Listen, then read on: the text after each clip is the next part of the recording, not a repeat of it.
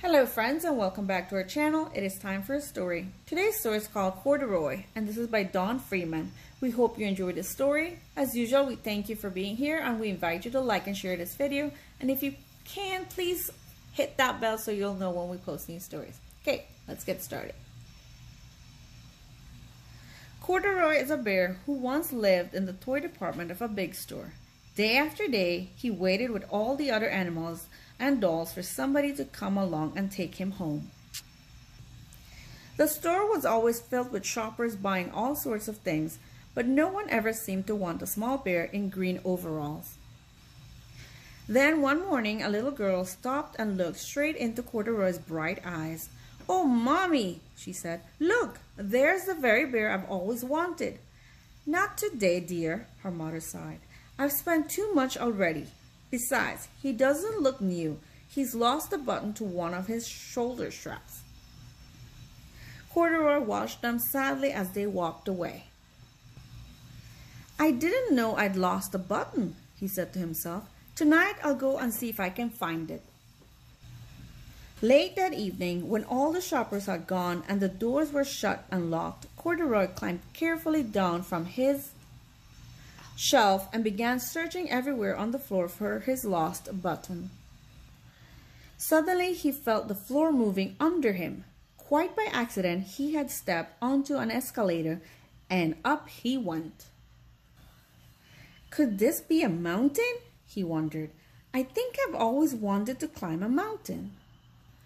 He stepped off the escalator as it reached the next floor, and there before his eyes was a most amazing sight.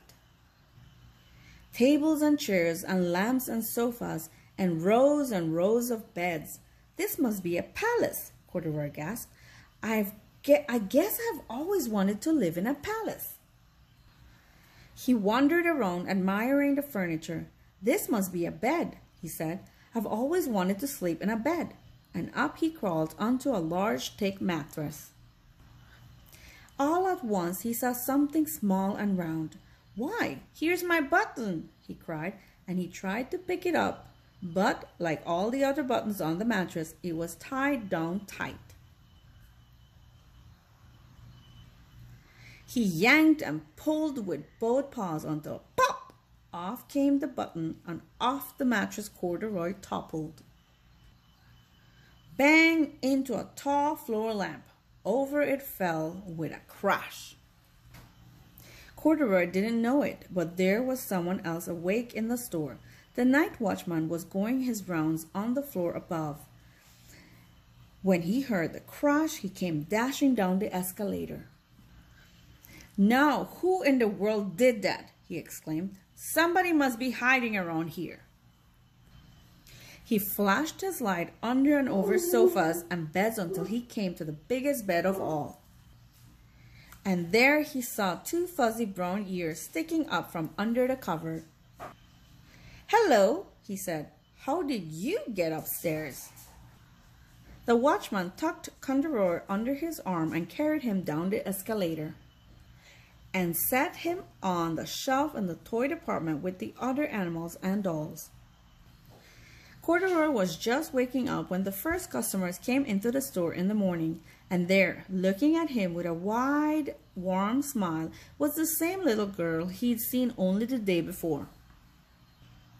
"I'm Lisa," she said, "and you're going to be my very own bear. Last night I counted what I've saved in my piggy bank, and my mother said I could bring you home." "Shall I put him in a box for you?" the saleslady asked.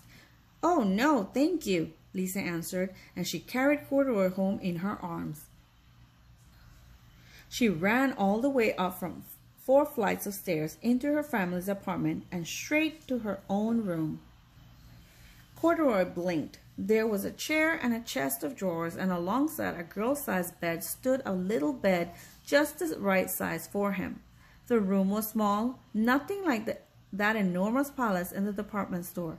"This must be home," he said. "I know I've always wanted a home." Lisa sat down with Corduroy on her lap and began to sew a button on his overalls. "I like you the way you are," she said, "but you'll be more comfortable with your shoulder strap fastened." You must be a friend, said Corduroy. I've always wanted a friend. Me too, said Lisa, and gave him a big hug. The end. We hope you enjoyed this beautiful story. As usual, we thank you for being here and invite you for another story next time. Goodbye.